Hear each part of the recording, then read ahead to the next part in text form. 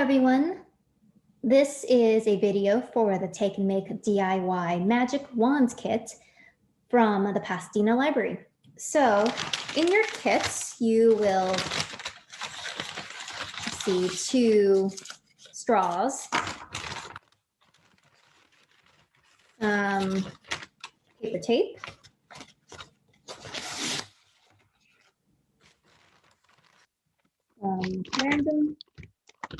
random feathers, and a guide.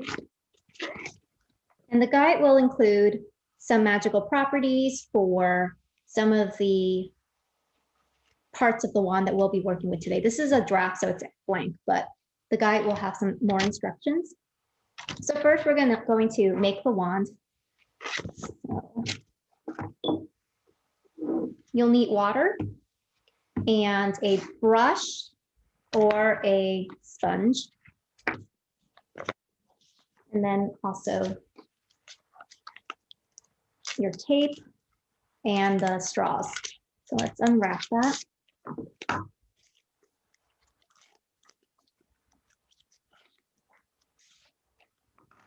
Okay, so the first step is to take the 2 ends. Let me move this out of the way. The 2 ends here. And you're going to take, so one side is flat and the other side is angled. So we're going to take the 2 angled sides and put them together. And you may need to press one, kind of break or push in one of the other, one ends of one straw so you can fit it into the other, and just give it a bit of a twist so that they are aligned. It doesn't have to be perfect, but there you go. And then I'm going to get your tape here, then wet your brush or sponge and just shake off the excess water and apply the water on the tape. So this is reinforced tape that is water activated, and it doesn't need a lot of water. You don't really want to soak it because then it'll take a while to dry, and you do need the wand to dry before completing the next few steps. So I'm just applying a light coating of water, one side, and then taking one end of the straw and wrapping it. What I'm doing is I'm angling it just a little, so I can turn it and roll the tape onto the straws.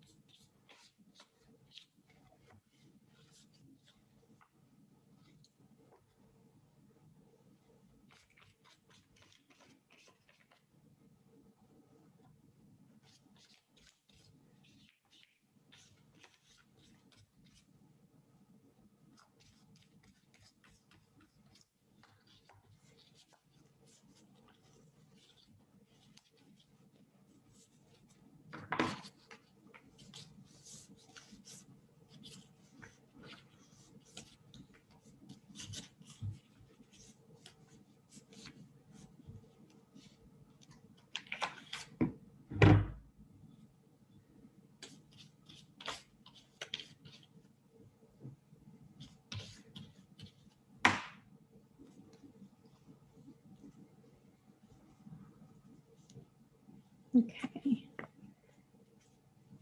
All right, so it looks like I didn't angle it enough. So what you can do is, just getting some scissors, just cut off about there so that you could finish wrapping the rest of it. Right. And while the tape is still wet, you can smooth it over to get out all the little air bubbles.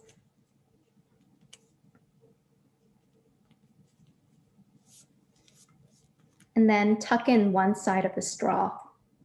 So if there is more tape up here, you can cut off the excess and just tuck it in. So at the end of the straw here, I'm just pushing in the end there until it's closed off. And that's it. So that's your base for your wand.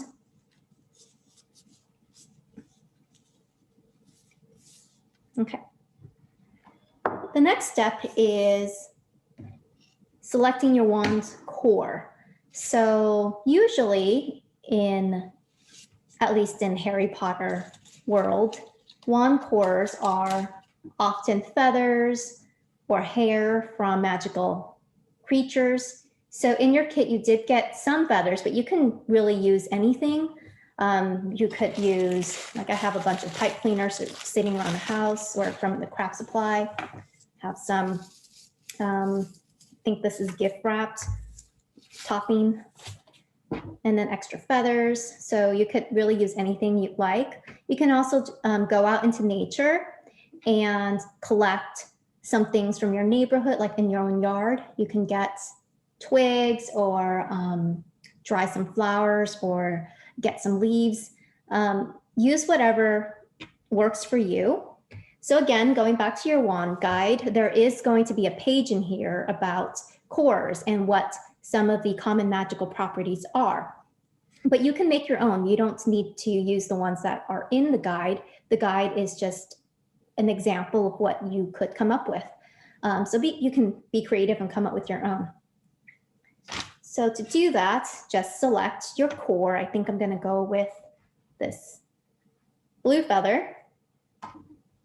I'll come up with the magical property for this in a bit, but I'm going to put it into the open end of the wand.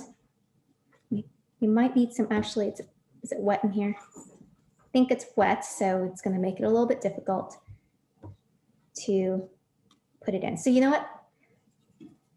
You may want to wait until that dries. So let's wait for that to dry first. Okay, so I think it's mostly dried now. So I'm going to put the feather on the top. I'm going to use a pipe cleaner to help it along. Okay, and that's really it. And then what we're going to do is close the end. What you can also do is if you have any dry grains at home, like rice, you can put it in here and they'll make a nice sound, but just make sure that the end is closed off so it doesn't fall out. So for this end, I'm going to cut off. So here's the end of the straw. I'm going to just cut off the excess tape here and then tuck in the top. And that part is done. The next step is to choose your wand color or your wood type. So in the guide, again, the guide will have a page about common wand woods and their magical properties. And again, you could make up your own. So here are some examples of the colors that we've made before. These are all spray painted, but you can use anything to color your wand, whatever you have at home. Acrylic paint works really well. You could also use markers or tape, color tape. You can use stickers. You could leave it the way it is. If you like the color of bamboo, you can leave it that way as well. It's up to you. So choose your wand color and then paint or color your wand. Okay, so after your wand is painted, the last step is to personalize it.